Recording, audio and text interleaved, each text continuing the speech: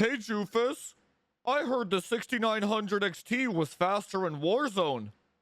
What you just said is one of the most insanely idiotic things I have ever heard. Everyone in this room is now dumber for having listened to it. May God have mercy on your soul.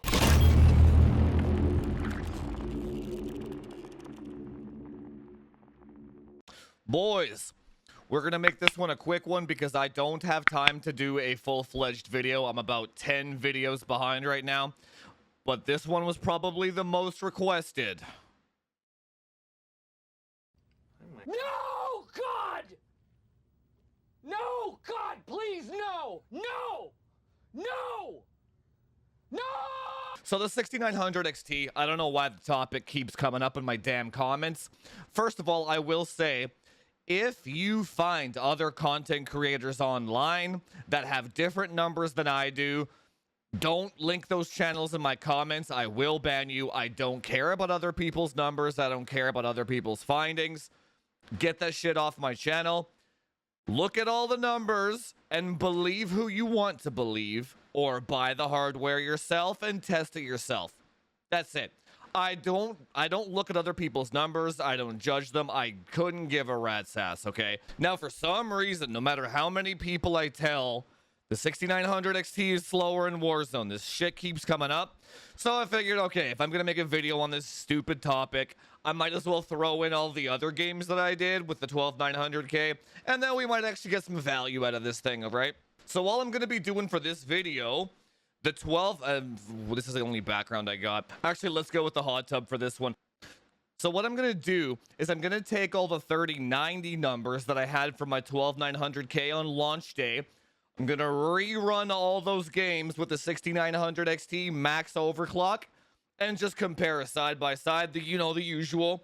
And then let's see which graphics card is faster with Alder Lake. Now, this is kind of a tricky video because we're doing a CPU test at 1080p with the two fastest graphics cards. So it's kind of a GPU. It's kind of like, I don't even know how you would describe it.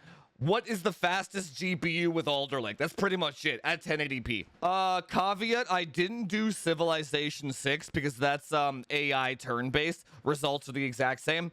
And Crisis 1 physics test, completely CPU banned, so I ignored that one too. So those two are taken out. Everything else is in there. All right, I'm not going to waste any more of your time. Let's jump straight into the numbers here. If you need system specs or overclock numbers, go back into my previous videos and figure it out. It's all there. This is literally just like a continuation of all the benchmarks that we've been doing. So all the info's back there. Okay, let's go. All right, Borderlands up first. DX9. The FPS on both of these systems is literally exactly the same. Down to the lows. The lows were the same. The highs were the same. Everything was completely identical between these systems. Which begs the question, or not the question, I should say, which gives the answer of this game is completely CPU bound with both graphics cards. So the only way we can get more FPS in this game is with future CPU architectures. Up next, CSGO. I don't see why the graphics card would make any difference in this game since it's all CPU bound again. But I threw it in there just because this is everyone's favorite synthetic garbage benchmark. So here we are. Let's just see if maybe the cache on the 6900 XT makes a difference with this title. I'm not sure. Let's see. Actually, no. We got a 5% win with the 3090 here. It's kind of a nothing burger, though, 5%. All that really tells you is that the NVIDIA architectures and drivers are better at backwards compatibility, which we already knew anyway. But that 50 FPS, 890 versus 845, that's definitely gonna make or break your game. Rift Breaker up next for you real-time strategy guys. If there are any of you left, I feel for you, man. There hasn't been a good RTS game in like a decade. Maybe one day we will return to the ways of the RTS, but it is not this day. So let's go fast forward here, and yeah, spoiler alert, it's exactly the same again. FPS is within margin of error on both of these, so 3 out of 3 has been the exact same. So yeah, let's move on. Horizon Zero Dawn. If there was ever going to be a title that favored AMD architecture, it would have to be this one, right? The old console port. And you can just see in the top left that actually the 6900 XT is completely annihilating the 3090 in this title. Makes perfect sense. Why wouldn't it, right? It's like it's a direct console port with AMD architecture. I would sure as hell hope so that the 6900 XT would have the higher FPS. So let's move on here and get to the results so we can actually get some get a closer look at the actual results. And there we go. We got a 15% victory for the 6900 XT. A handed win for the AMD card. So far we are up to 3 ties and 1 victory for the 6900 XT. So far it's shaping up like the 6900 XT is the 1080p king. Even just look at those 95 and 99% percentile on the CPU. Much higher with the big Navi card. So it's pretty impressive for this title. If you are playing this title, definitely play with a big Navi card. Shadow of the Benchmark. Another one of those games that nobody has ever played in their entire life. Yet here we are, always using it for benchmarks. It does scale with everything, so it should give us a good approximation of both of these architectures and how they perform with this game engine. But it looks like in the top left there that the FPS does favor the NVIDIA architecture. So probably going to win there. Let's fast forward and check out these results. All right, so the lows on the 3090 are a bit higher. The CPU times are better. But in terms of an actual gaming experience, these two are completely identical. And this one is a tie. So we got 4 ties and 1 victory for 6900 XT. Let's move on.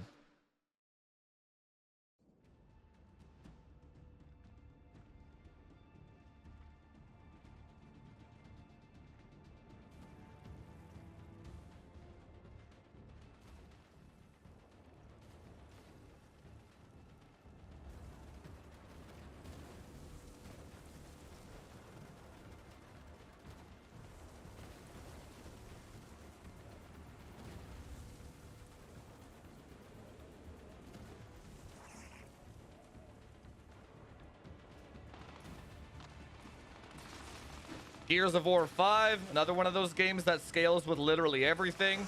Probably one of the most well-optimized games in existence. So right off the bat, you can see that the 6900 XT is winning very handedly, which makes perfect sense. It should win in 1080p because of that large infinity cache.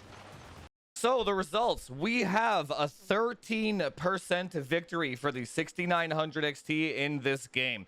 So we got 2 victories for the 6900 XT so far. Keep in mind, these are all single-player AAA games, which makes perfect sense.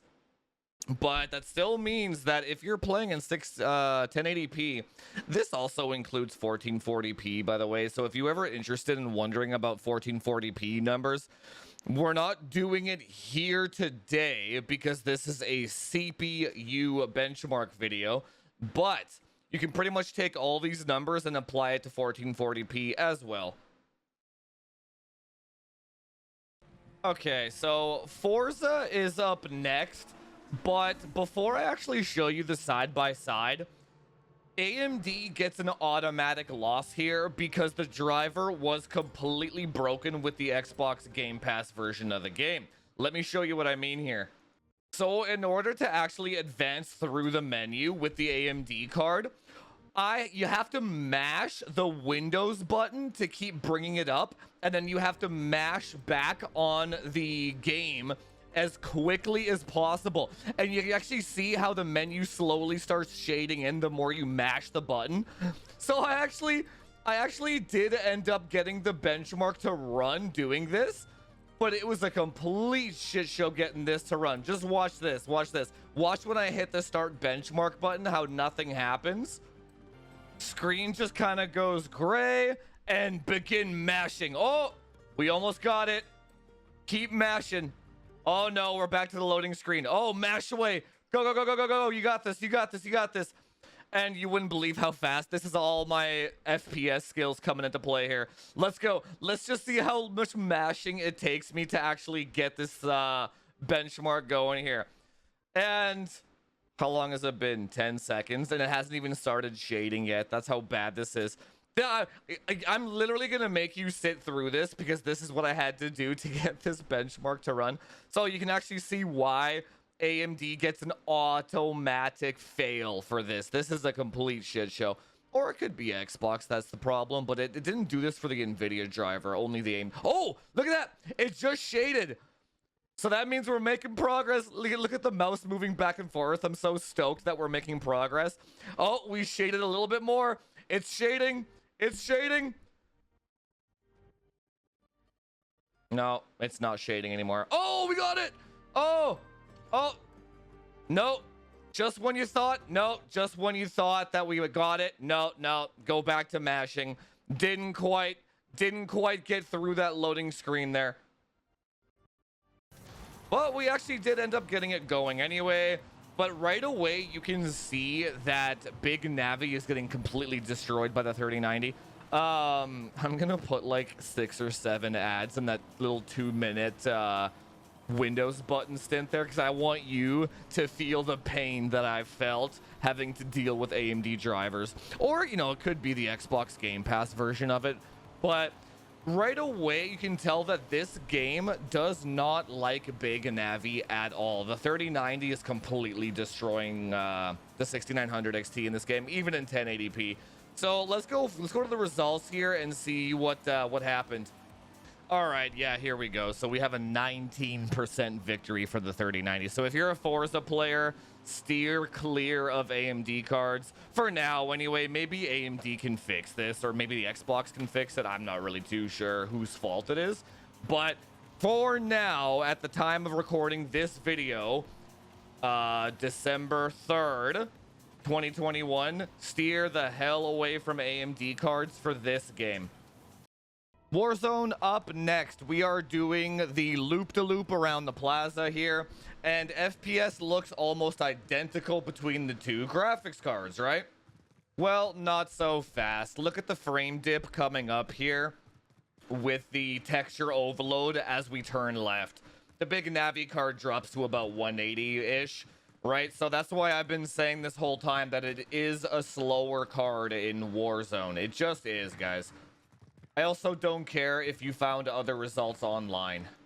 Now, the police station test, the FPS was actually the exact same, but we're going to do a little bit of a bonus round here and watch the FPS as I drive the truck with the 6900 XT. You see how it just dipped down to 194 for absolutely no reason? It does this all the time while you play the game. It's been like this since the launch day of the 6900 XT, and it's still not fixed. So you'll just be randomly playing the game. Well, you'll just be playing the game, and it will just randomly frame dip down all the time, and there's nothing you can do about it. Now, why does every 12-year-old kid and their dumb optimizer think that it's faster? Well, let me show you. So when you go to areas like this near the airstrip or the landing strip of the airport, the FPS looks really impressive, right? It kisses 300, stays at about 300, right? The 3090 can't do that, right? So what you're seeing with Big Navi is the exact same thing that you see with the 5950X in certain areas, right? Very high highs and very low lows. So if you were making marketing material, such as making an advertisement for an optimization service of some sort, you would just record footage like this of 300 plus FPS with the 6900 XT. It's just false marketing, right? I could do that shit too, but I choose not to.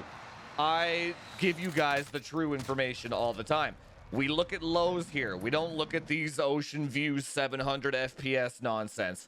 All right, well, that's it, boys. So we got 2 wins for AMD, 2 wins for NVIDIA, and the rest are all ties. So moral of the story, graphics cards are just tools with a purpose and a goal in mind. You just pick the right tool for the job. If the game that you saw here today that you play favors one of the cards, get that one. If it favors another type of card, you get that one. It's as simple as that. Now, the funny thing is that we're going to have to redo all this testing in like, what, 4 or 5 days from now when the new map drops. So this was all pretty much a giant waste of time. But what I really wanted to get home was if you see other results with other content creators, I don't care.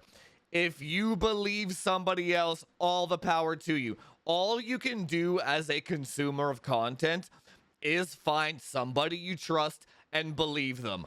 That's all you can do. Hell, man, 12 million people believe Linus with his benchmarks. It is what it is. It's not my job to convince you otherwise, right? It's just that's how YouTube works. Anyway, guys, that's it for this one. If you like the content, hit that subscribe button. Do all that YouTube SEO stuff. Like, share, subscribe. We're gonna be doing some 12900K binning on the channel coming up here. We're also going to be benchmarking the new map on day 1 when it drops. So if you want to see that content, to make sure you hit the subscribe button, hit the notification bell so that you know which hardware is the fastest on day 1 when new maps and new games drop. Anyway, guys, I'll talk to you in the next one. See you later.